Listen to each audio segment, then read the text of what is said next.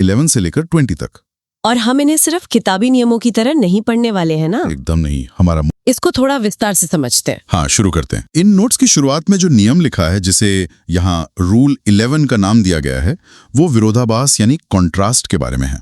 अच्छा, ऑल दो और दो वाला नियम। बिल्कुल, जिसका मतलब होता है हालांकि। जब मैं इसे पढ़ रहा था तो एक बात ने मेरा ध्यान बहुत खींचा। आमतौर पर जब भी कोई हालांकि बोलता है तो सुनने वाले का दिमाग आगे लेकिन या पर सुनने का इंतजार करता है। हाँ, हमारी आम बोलचाल की आदत ही ऐसी है ना। वही ना। अगर हम इंग्लिश में सोचें तो ऑल्दो सुनने के बाद दिमाग सीधा बट की तरफ भागता है। पर इन नोट्स में बहुत सख्ती से लिखा है कि ग्रामर यहाँ हमें रोकता है। रोकता है? कैसे? नोट्स कहते हैं कि बट का इस्तेमाल पूरी तरह गलत है, उसकी जगह येट आएगा। ऐसा क्यों होता है कि जो शब्द बोलने में इतना नेचुरल लगता है वो असल में गलत है? चाहता है। बोलचाल की भाषा में बट लगाना बहुत आसान लगता है क्योंकि वो तुरंत एक टकराव दिखाता है ना? एकदम सही। लेकिन ग्रामर यहाँ तार्किक सटीकता मांगती है। ऑल्दो और तो दरअसल ऐसे शब्द हैं जिन्हें हम सबऑर्डिनेटिंग कंजंक्शंस कहते हैं। मतलब ये एक बात को दूसरी पर निर्भर कर देते हैं। हाँ, जब कोई वाक्य ऑल्दो से शुरू होता है तो वहां पहले ही मान लिया जाता है कि कोई विपरीत परिणाम आने वाला है। एक उम्मीद पहले ही सेट हो चुकी है। ओह, तो ऐसे में बट लगाकर उस टकराव को दोबारा बताना लॉजिक के हिसाब से फालतू हो जाता है? बिल्कुल फालतू या रिडंडेंट हो जाता है। येट उस निरंतरता और विरोध दोनों को एक साथ बहुत ही आराम से संभालता है। ये बात नोट्स में दिए गए उदाहरणों से बिल्कुल साफ हो जाती है। जैसे एक उदाहरण है, ऑल्दो रिंकू वर्कड हार्ड। अब ध्यान दीजिए, रिंकू ने कड़ी मेहनत की, ये पहली स्थिति है। और इसके बाद वाला हिस्सा, yet he could not succeed. इस हिस्से में येट लगाकर उस विरोध को पूरा किया गया है। मेहनत के बावजूद परिणाम उल्टा आया। सही है। एक दूसरा उदाहरण देखिए जो और भी मजेदार है। दो Ramesh was in Delhi but he did not meet his relatives. अच्छा, इसमें गलती है ना? हाँ, इस सेंटेंस में नोट्स लिखने वाले ने लाल पेन से बट को गोल घेरा बनाकर बुरी तरह काटा हुआ है। अरे वाह। उसकी जगह नीचे येट लिखा है। यानी सही वाक्य होगा, दो Ramesh was in Delhi yet he did not meet his relatives. ये दिखाता है कि उम्मीद और नतीजे को जोड़ने के लिए येट एक ऐसी कड़ी है जो वाक्य को तार्किक रूप से मजबूत बनाती है। भाषा में दो बार एक ही विरोध को क्यों जताना जब एक शब्द काम कर सकता है? भाषा की इकोनॉमी। बहुत खूब। अब यहां से हम एक कदम और आगे बढ़ते हैं। जब स्थितियां थोड़ी धुंधली हों, मतलब जब हम असलियत की नहीं बल्कि संभावनाओं की बात कर रहे हों। और वहीं पर हमारी मुलाकात होती है रूल 12 से, मॉडल से। नोट्स में आगे बढ़ते हुए विल, वुड, कैन, कुड की चर्चा है। मॉडल्स बहुत लोगों को कंफ्यूज करते हैं। इस हिस्से ने मुझे सच में थोड़ा सोचने पर मजबूर किया। बताया गया है कि मॉडल्स के साथ हमेशा वर्ब की मूल स्थिति यानी बेस फॉर्म आती है। सही बात है। पर नोट्स में लिखा एक वाक्य है, they ask me when I would went to London. इसमें नोट्स लिखने वाले ने वुड वेंट को गलत बताकर उस पर बड़ा सा घेरा बनाया है। और वेंट को काटकर गो लिखा होगा। बिल्कुल। मेरी उलझन ये थी कि they asked me past tense में है तो आगे उसने पास्ट टेंस की वर्ब वेंट क्यों नहीं लगाई? मॉडल्स के साथ सीधे पास्ट टेंस की वर्ब क्यों नहीं लगा सकते? ये सवाल बहुत लाजमी है क्योंकि यहाँ दिमाग इंग्लिश और हिंदी के अनुवाद में फंस जाता है। मॉडल्स दरअसल क्रिया या वर्ब के मूड को दर्शाते हैं। मूड को? जैसे संभावना या इरादा। हाँ बिल्कुल। लेकिन मॉडल्स अपने आप में समय यानी टेंस को पकड़कर नहीं रख सकते, जैसे एक आम वर्ब करती है। ये अकेले टाइम ट्रैवल नहीं कर सकते। अच्छा। इसलिए सटीकता बनाए रखने के लिए मॉडल के तुरंत बाद हमेशा वर्ब की सबसे शुद्ध या बेस फॉर्म का आना जरूरी होता है। इसलिए वुड वेंट टेक्निकली रूप से गलत हो जाता है क्योंकि वेंट पहले से ही भूतकाल का भार उठाए हुए हैं। एकदम सही। एक मॉडल उस भार को आगे ट्रांसफर नहीं होने देता। सही संरचना हमेशा वुड गो ही होगी। एक मिनट रुकिए, तो अगर किसी को बीते हुए कल की ऐसी बात बोलनी हो जो होनी थी पर हुई नहीं, वहां क्या होगा? जैसे उस दूसरे उदाहरण में है, the students told the teacher that they would have invite. यहाँ इनवाइट को घेरा बनाकर गलत किया गया है और उसकी जगह इनवाइटेड लिखा है। हाँ, वहां पर मतलब सही वाक्य बनाया गया है that they would have invited. यहाँ तो वर्ब की थर्ड फॉर्म आ गई पर हैव के साथ। ऐसा लग रहा है जैसे शब्दों के बीच कोई इक्वेशन चल रही हो। वो बिल्कुल एक मैथ्स इक्वेशन ही है। भाषा इस मामले में पूरी तरह से अलजेब्रा जैसी हो जाती है। कैसे? अगर इक्वेशन की एक तरफ मॉडल के साथ हैव जुड़ गया है तो वो दर्शाता है कि हम किसी ऐसे काम की बात कर रहे हैं जो हो सकता था लेकिन नहीं हुआ। एक गुजर चुकी संभावना। समझ रहा हूं। अब क्योंकि हैव ने पास्ट की उस फीलिंग को पकड़ लिया है, तो बैलेंस बनाने के लिए दूसरी तरफ वर्ब की थर्ड फॉर्म V3 का होना बिल्कुल अनिवार्य हो जाता है। तो वुड हैव इनवाइट अधूरा है और वुड हैव इनवाइटेड पूरा और सटीक है। बिल्कुल, एक छोटा सा डी लेटर लगने से पूरे वाक्य की आत्मा बदल जाती है। ये तो सच में जादू जैसा है। खैर, संभावनाओं से आगे बढ़ते हुए बात और भी दिलचस्प हो जाती है।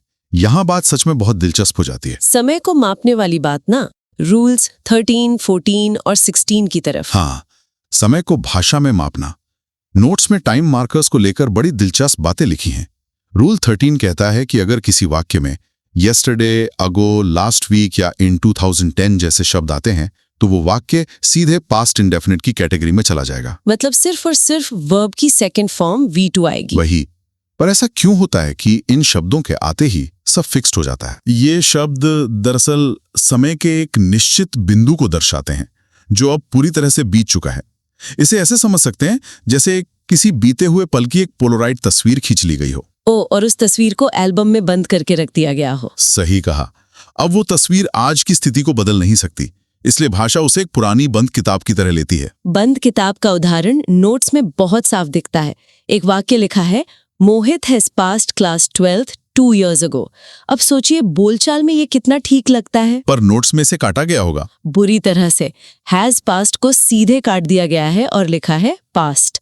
मोहित past class 12th 2 years ago, क्योंकि 2 years ago आते ही वो एक पक्का बीता हुआ समय बन गया। हाँ, और ऐसा ही एक और केस है जहां सब कुछ प्रेजेंट परफेक्ट बन जाता है। हाँ, वही कहानी में असली ट्विस्ट है। रूल 14 लिखा है कि अगर वाक्य में येट, सो फार, लेटली या रिसेंटली जैसे शब्द आ जाएं तो वाक्य सीधा प्रेजेंट परफेक्ट में चला जाएगा। नोट्स में इन शब्दों के आगे एक ड्राइंग भी बनी है ना।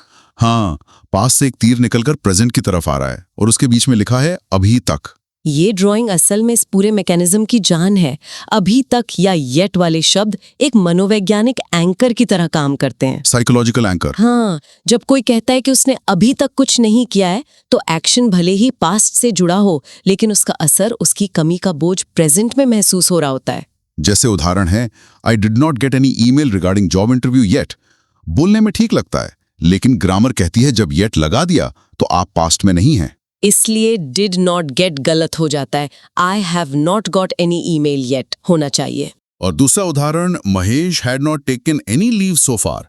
यहां भी हैड गलत किया गया है और हैज लिखा गया है, क्योंकि छुट्टी ना लेने का रिकॉर्ड अभी तक बरकरार है। बिल्कुल।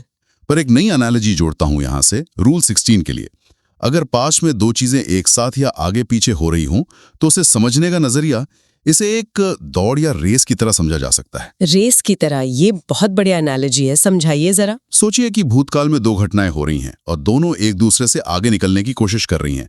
जो घटना ये रेस जीत जाएगी, यानी पहले पूरी हो जाएगी, वो पास्ट परफेक्ट की ट्रॉफी लेगी। मतलब उसके साथ हैड और वर्ब की थर्ड फॉर्म लग जाएगी। बिल्कुल।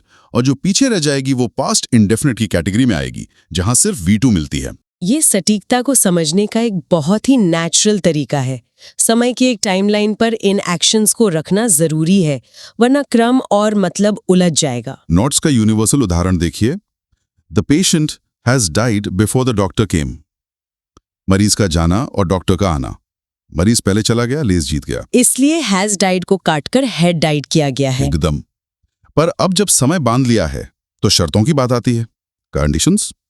और यहां एंट्री होती है रूल 17 की, अनलेस और अनटिल।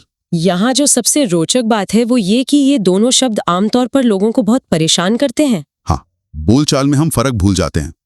नोट्स के मुताबिक अनलेस एक्शन या शर्त के लिए है और अनटिल समय के लिए। और सबसे खतरनाक बात यह है कि इन दोनों शब्दों के अंदर एक नकारात्मक नेगेटिव भाव पहले से ही छुपा होता है।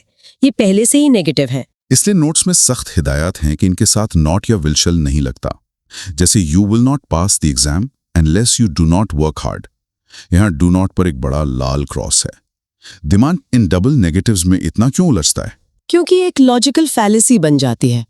अनलेस का मतलब ही है अगर नहीं। अब उसमें एक नहीं पहले से है, वहां दोबारा नॉट लगाना, ये तो ऐसा हो गया जैसे बोलना अगर तुम मेहनत नहीं करोगे। हाँ, दिमाग के लिए बेईमानी हो जाता है। सही वाक्य होगा you will not pass the exam unless you work hard. वही समय के लिए wait for me until I will not return को काटकर wait for me until I return किया गया है। हाँ, भाषा आसान और क्लियर होनी चाहिए। लेकिन इन नोट्स में मुझे जो चीज सबसे बड़ी धोखेबाज लगी वो गिनती यानी काउंटिंग वाले नियम में है। रूल 15 और 18। ग्रामर वहां आंखों के साथ धोखा करती है। धोखा कैसा? संख्या कैसे रूप बदलती है? जरा रूल 15 देखिए। Many a soldier has laid down his life. जब शब्द मैनी आता है तो आंखों के सामने एक भीड़ की तस्वीर आती है, तो आगे वर्ब प्लूरल आना चाहिए ना। हाँ, जैसे हैव। पर नोट्स में सोल्जर्स हैव को काटकर सोल्जर हैज किया गया है। मैनिया आते ही सब सिंगुलर हो गया। वही रूल 18 में नीदर स्टूडेंट हैज और neither of the students has, दोनों में प्लूरल होने का एहसास है पर वर्ब सिंगुलर हैज आया है। ये आखिर कैसा जादू है? ये धोखा नहीं है, ये तो भाषा का एक कैमरा लेंस की तरह इस्तेमाल होने का बेहतरीन उदाहरण है। जब हम मैनी अ या नाइदर बोलते हैं तो हमारा लेंस भीड़ पर नहीं, उस भीड़ में खड़े हर एक व्यक्ति पर अलग अलग फोकस कर रहा होता है, एक जूम इन इफेक्ट की तरह। बिल्कुल। मैनी अ सोल्जर का मतलब भीड़ नहीं, बल्कि बहुत सारे सैनिकों में से हर एक सैनिक। फोकस एक वचन है तो वर्ब और प्रोनाउन भी सिंगुलर आते हैं। ये सटीकता का बहुत बढ़िया उदाहरण है। ओह, भाषा का लेंस, ये बड़ी दिलचस्प बात है। और मात्रा के इस चर्चा को आगे बढ़ाते हुए हम नोट्स के सबसे रोमांचक हिस्से पर आते हैं, रूल 19 और 20, लिटिल और फ्यू। जहां पानी के ग्लास और कुछ लड़कियों की ड्राइंग बनी हुई है। हाँ, ड्राइंग बेसिक है पर संदेश बड़ा है। लिटिल उन चीजों के लिए जो हम गिन नहीं सकते जैसे पानी या समय, और फ्यू जो काउंटेबल हैं जैसे सिक्के या दिन। और यहाँ मात्रा के स्तर, डिग्रीज बहुत आकर्षक हैं। लिटिल और फ्यू जब अकेले आते हैं तो उनका मतलब है ना के बराबर, एकदम नेगेटिव। और इनके आगे एक अ लग जाए जैसे अ लिटिल या अ फ्यू, तो उसका मतलब थोड़ा सा, आशा की किरण। और तीसरी डिग्री, द लिटिल या द फ्यू, जिसका मतलब है जितना है वो सारा का सारा। एकदम। और सच कहूं तो इनको सिखाने के लिए जो अनारकली वाले उदाहरण हैं, उन्हें पढ़कर हंसी नहीं रोकी जाती। हाँ, लगता है ग्रामर नोट्स बनाने वाले का जरूर कोई दिलचस्प किस्सा रहा होगा। बिल्कुल। रूल 19 देखिए, the little that I spent with Anarkali was memorable. Bracket में लिखा है अनकाउंटेबल, यानी जितना भी न के बराबर समय मैंने अनारकली के साथ बताया वो सारा का सारा यादगार था। ये तो अधूरी प्रेम कहानी लग रही है। और अगला वाला सुनकर तो बिल्कुल लगता है हम किसी की पर्सनल डायरी पढ़ रहे हैं। The few days that I spent with Anarkali were memorable. दिनों को गिना जा सकता है, इसलिए फ्यू आया। और क्योंकि बच्चे कुछ सभी दिनों की बात हो रही है तो द फ्यू डेज लगा है। सही बात है, बस एक शब्द लगने से पूरे रिश्ते की सच्चाई बाहर आ जाती है। वही तो। लेकिन कुछ रोजमर्रा के उदाहरण भी हैं, जैसे there is little milk in the bottle, I can't prepare tea. A little नहीं, सिर्फ लिटिल, यानी दूध ना के बराबर है, चाय नहीं बन सकती। और पैसे के लिए, there are few rupees in my wallet so I can not afford a cup of coffee. यहां भी फ्यू है, मतलब सिक्के ना के बराबर है। एक छोटा सा शब्द हमारी आर्थिक स्थिति और चाय कॉफी के शौक दोनों समझा देता है। कमाल है ना। देखिए, इस हल्के फुल्के अंदाज के पीछे बड़ा साइकोलॉजिकल सच छुपा है। भाषा सिर्फ ये नहीं बताती कि दुनिया में क्या मौजूद है, वो ये बताती है कि देखने वाला उसे कैसा समझता है। I have a little hope का नजरिया अलग है और आई हैव लिटिल होप का पूरी तरह निराशाजनक। भाषा रियलिटी को फ्रेम करती है। ये बहुत ही जबरदस्त विचार है और यही हमारी चर्चा का निष्कर्ष भी है। इन 10 नियमों के सहारे हमने देखा कि एक छोटे से शब्द का वजन कितना हो सकता है। येट का आना, मॉडल्स का बेस फॉर्म, अगो और लेटली का समय बदलना, और अनलेस या द फ्यू का नजरिया। इन नियमों को समझने का फायदा तभी है जब लोग इन्हें अपने रोजमर्रा के लेख और विचारों में इस्तेमाल करें।